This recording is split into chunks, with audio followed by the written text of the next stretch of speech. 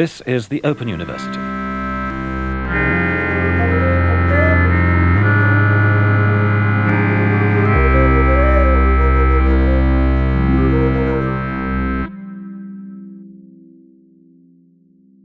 Hello, my faithful followers. I'm back in Berlin after 7 weeks in Paris, and if it's a little noisy here, that's because I'm doing my washing in the washing machine behind me. It's kind of snarling and growling its way through. It reminds me of Derek Jarman's Blue film, which I contributed some music to, where he says one of his lovers, his boyfriend, his live-in lover, found this the best music, the most comforting and reassuring music. If you're not comforted by the noises around you, you can do what I've done and get a pair of Apple AirPods Pro, the latest AirPods, which have noise cancellation built in. It took me weeks and weeks to find a pair of these. The last pair they had in Darty Nation in Paris, Apple Store didn't have them. You could order them and they would give you dates weeks in advance to actually get them. But since I never know where I'm going to be in a couple of weeks, I wanted physical ones, and I found a pair, the last pair they said in the shop at Darty. And the great thing about these is, and it's sort of a revelation in terms of gadgets, is the noise cancellation, which reduces the ambient sound thanks to a microphone and wave cancellation technology built into them. It reduces ambient sounds by about 30 decibels. So I've been walking around or taking trains or whatever and finding that these are not just noise cancelling technology, but they're part of cancel culture, in the sense that you can actually live in your own echo chamber filled with your own music, your own podcasts or whatever. I was listening to Owen Hatherley recently, for instance, on Novara Media, or listening to old BBC archive comedy programs featuring the music hall routines of the 1930s and 40s, Will Hay and stuff like that. Listening to that and finding that I can finally filter out the incredibly annoying telephone conversations other people are having.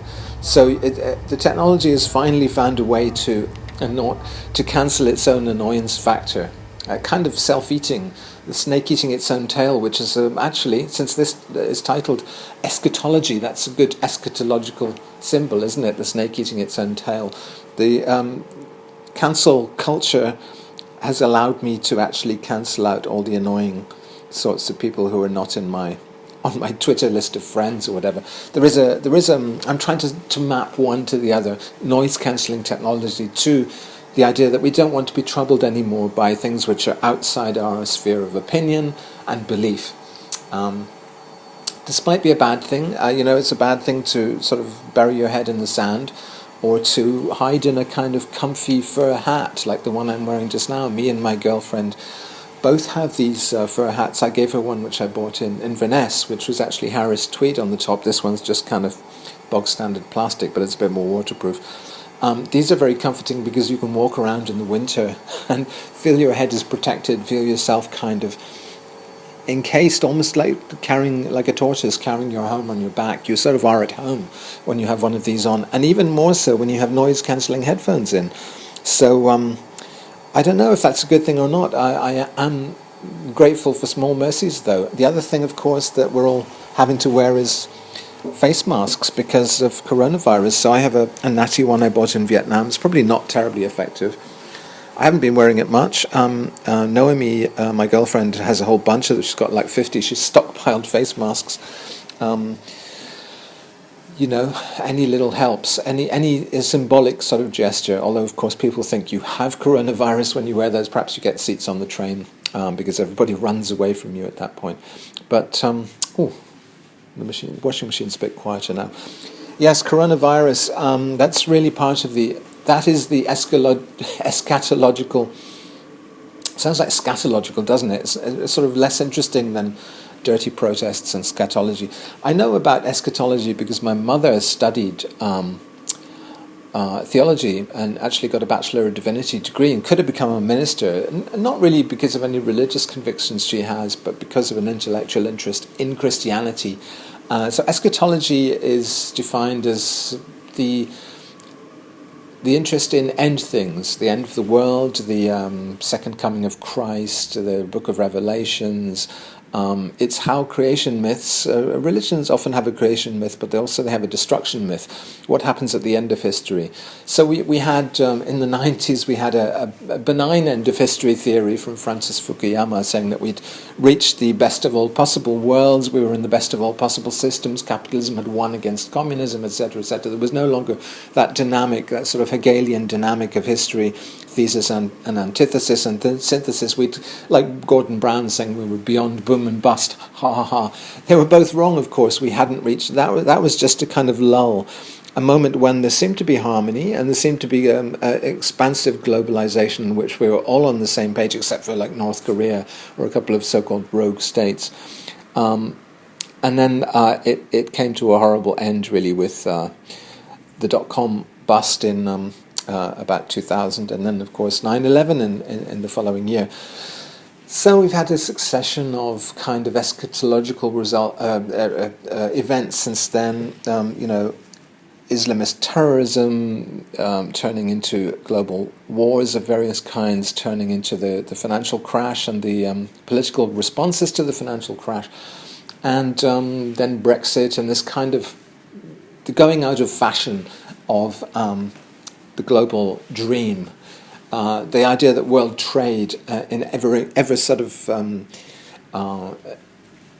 over-engineered kind of forms would save us, which I was a proponent of. I'm really riding that. I think all musicians have to be riding that global wave because we all basically trot around playing concerts and hoping to sell records wherever we can. We are very much we're sort of the ants running around on top of that kind of anthill, the idea of the global village, as McLuhan put it in the 60s. We really did sort of achieve it in the 90s, and the internet also helped. I'm reading articles about how there's possibly even going to be a two-speed internet, different types of networks, but also you'll need different types of phone again. You used to have to get a different 3G phone when you came from the US to Europe, and we're kind of going back in that direction because all governments now want to restrict or control what kind of internet their citizens have access to. So you have all these things happening at the same time. Last year, I was planning for this year to be a year of travel with my fiancée. It doesn't look as if that's going to come to pass. In fact, not only is Brexit making travel within Europe more difficult, but the idea of going to Asia is kind of out. Going to South Korea or Japan, they've closed the schools in Japan so that people won't assemble and pass on this virus. So it's been an amazingly rapid deterioration in the kind of conditions that we all took for granted last year. It's worth just looking at the figures, though, and sobering ourselves. Total confirmed cases of coronavirus, 85,409 today. It's jumping by a couple of thousand each day. It's maybe 3,000. There's been about 3,000 total deaths in the whole world so far, most of those in mainland China. But if you look at the sort of algorithmic charts, it's you can see it's actually leveling off in China. The new infections are decreasing each day. The only line that's really increasing exponentially here is the total recovered. So most people are just getting fairly mild versions of this virus and recovering fairly quickly. So if that is the picture across the whole world, I think we can see this tapering off. And possibly even being, tapering off in the spring months. And possibly this even just being a pretext for governments to, as they've been doing, whenever anything happens, they use it as an excuse to clamp down on people's personal freedoms and liberties. So we will see that, of course. See a lot of, especially states like Britain, which are becoming increasingly xenophobic and restrictive on their citizens' freedoms.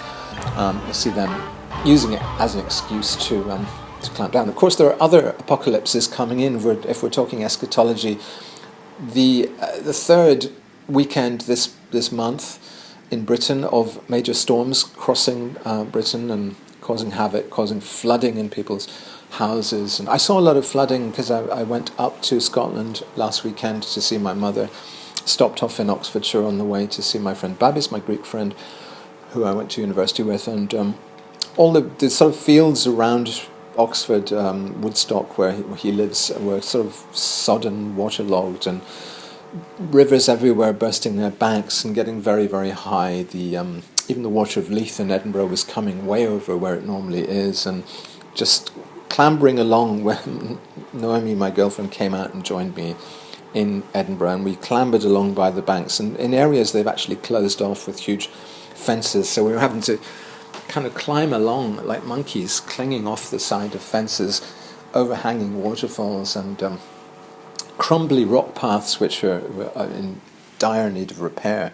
So it felt there was kind of a weird end of the world feeling, and I was very nervous about her flight. I took the train there, but she flew in on one of the stormy days. Not too turbulent a flight, but one of the things I do in my sort of more eschatological moods is I do this Twitter search on worst turbulence, because I'm always interested to see, and every day somebody's experiencing the worst turbulence they've ever experienced on some airline or other. It's funny, Americans always blame it on a particular airline. They say, gee, thanks American Airlines, you gave me the worst turbulence ever.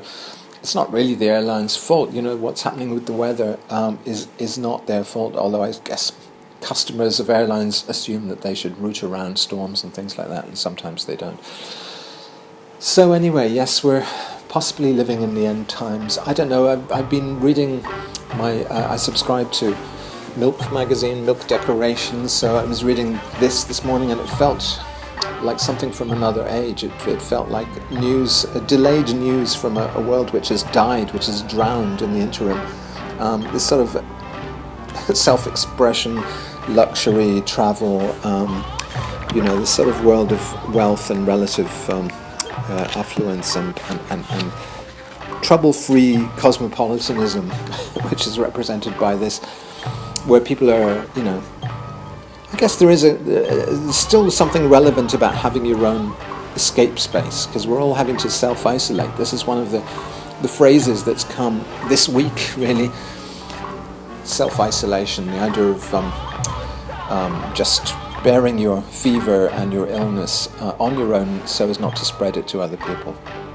At least we should have nicely decorated places for self-isolation. I'm hoping that this little sojourn back in Berlin will not be self-isolation of that sort. But it does have a kind of nostalgic ring to it. And the same when I watch NHK World, which I love to do. It's mostly, if it's not news, it's stories about promoting tourism in Japan, which, again, is not something anyone's really contemplating at the moment. I don't know if my friends, the McClimates, are going from Australia to Japan. They were planning to go in late March. I was possibly going to join them, but it looks as if that's not going to happen on my side anyway. Most people are cancelling their travel plans to even places as close as northern Italy. So Japan, with its schools in suspension, and even the future of the Olympics later this year in doubt.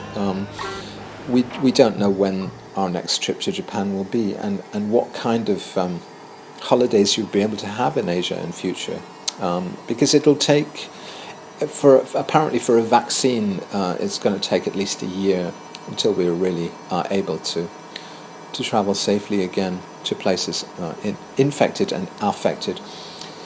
So these various waves of apocalypse, of course, gentrification is a kind of locust plague of its own, and one of the things I've noticed coming back here, how could I not notice it? This building has been sold to a company in Vienna, I think in order to escape the 5-year rent freeze which the local government has just imposed here.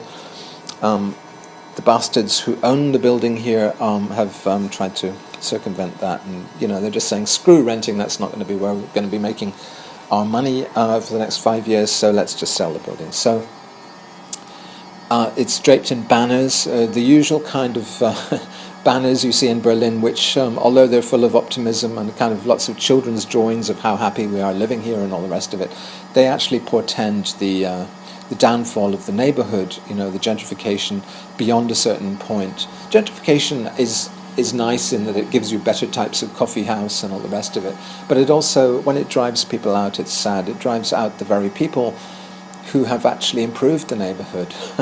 So my balcony out there is draped with a banner, saying "Wir bleiben here," we're staying here. The usual defiance. They're like Elizabeth Kubler-Ross's 8 stages of grief. You have the squatters' 8 stages of grief, which are summed up by, rumours, is the building going to be sold? Banners, we're defiantly staying here, we're going to get lawyers, and we have a lot of renter protection and the rest of it. Third is kind of alternative plans, and so on and so on, until the very 8th, which is the police turn up, about 25 police vans with their lights all flashing, turn up outside and forcibly expel anybody who's left, and then the building is sold and completely gutted. Probably number 5 and number 6 are just being irritated, endlessly by drills and noise that even your noise-cancelling headphones can't keep out, which is the sound of the building being upgraded. There are things, admittedly in this building which do need to be upgraded. My toilet's disgusting here. It's one of these old platform toilets where the shit drops onto a dry platform and then it gets washed away in a flush that seems to go on for about 2 minutes. It's ridiculous. It's like 19th century plumbing. There are things which I was possibly even going to fix myself, but there's no point now because we don't know the future of the building. It's kind of like my citizenship. I don't know the future of my citizenship, don't know the future of anything, really. But that's how it goes. I don't believe in eschatology in the sense that I don't believe it's the end of the world. My last video was talking about turning 60 and almost talking about my legacy as if I were about to die at the age of 60. Of course, I don't expect to drop down dead, although one never knows. So really what we're talking about is change. Things change all the time. That's the one certainty that we have, that things are going to change. So really all we're seeing is a kind of change. I don't think it's a good change in general because we're turning away from a kind of ecosystem and a kind of lifestyle which I enjoyed in the 90s and since the 90s, really, of enormous liberty and freedom. Of course, when I say ecosystem and lifestyle, that already shows the contradictions that have undermined it, that the lifestyle we had in the global era, which we have to say is ending. I think, for me, coronavirus is like the last nail in the coffin. Brexit was one of the nails. Coronavirus is another. Sort of anti-tourist sentiment from the left has been another. That tourism is destroying people's lives by making micro increases or macro increases in people's rents through things like Airbnbs, stuff we've talked about here before. But it's also when you come to obviously there have been restrictions. Air travel got increasingly horrible, not only because of increasing turbulence because of climate change, but because of increasing authoritarianism. But I think we're seeing the kind of authoritarianism of the airport queuing up for sort of X-rays and security checks at all points, extended into other areas of urban life. You now queue up for these X-rays at museums, or there's a scheme in Paris called Vigipirate, or Vigilance for Pirates. So obviously, when I turn up with my eye patch, I'm being X-rayed and checked and having my bag searched and everything at many points throughout the city, many public points, places. So there is this tendency for the authorities to seize on all these events, vaguely eschatological events, which do blow over and are just part of flux and mutation in the world, as pretexts and excuses for cracking down. Basically, because this coronavirus thing began in China, and because China is the most authoritarian advanced capitalist state in the world at the moment, a lot of Western governments are trying to catch up, inverted commas, with that kind of authoritarianism. So it's unfortunately a sort of lowest common denominator of fascism. So what we're seeing is people all rushing to be as repressive as China, or effective, if you want to call it that. If it does turn out that they've managed to stabilize infections of this virus much better than other countries because they have precisely the ability to build hospitals in 6 days, or to impose very effective curfews, because of their mercilessness, in fact, then that would be ironic, wouldn't it? That they were sort of exporting. We'd exported our labour to them, but they exported their authoritarianism to us. Even these might be a victim, actually, of this Chinese virus, because the Apple factory is actually struggling to keep up with production. They've been struggling anyway with their supply chains this year, but particularly with coronavirus, it looks as if this might be the very last pair ever sold of Apple AirPods Pro. So with that thought, and the thought that these are not necessarily the end times, but it might suit some people to say they are, I will leave you this week. Open University.